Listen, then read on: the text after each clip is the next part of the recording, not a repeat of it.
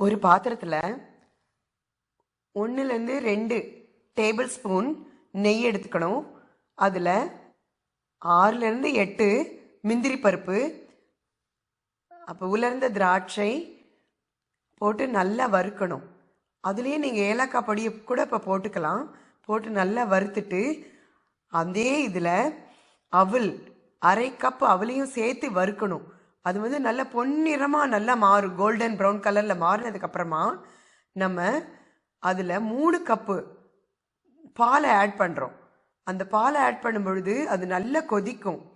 கொதி அவல் வெந்து திக்காகும் பொழுது 1/4 கப்பு சுகர் சர்க்கரையை ஆட் பண்ணுறோம். ஆட் பண்ணிவிட்டு 2-3 நிமிஷம் நல்லா கொதி வந்ததுக்கப்புறம் ஸ்லோ பண்ணி அடுப்பை ஸ்லோ பண்ணிவிட்டு 1 நிமிஷம் வச்சதுக்கப்புறம் ஆஃப் பண்ணிடலாம். அருமையான சுவையான குயிக்காக அவல் பாயசம் ரெடி. இந்த சீக்கிரம் இதை பண்ணி நம்ம சாப்பிட முடியும். இதை நம்ம வெயில் காலத்தில் ஃப்ரிட்ஜில் வச்சு சில்லுன்னு சாப்பிடலாம். அப்படி குளிர்காலத்தில் வேணும்னா நம்ம சுட சுட சாப்பிட முடியும். கட்டாயம் பண்ணி பாருங்கள்.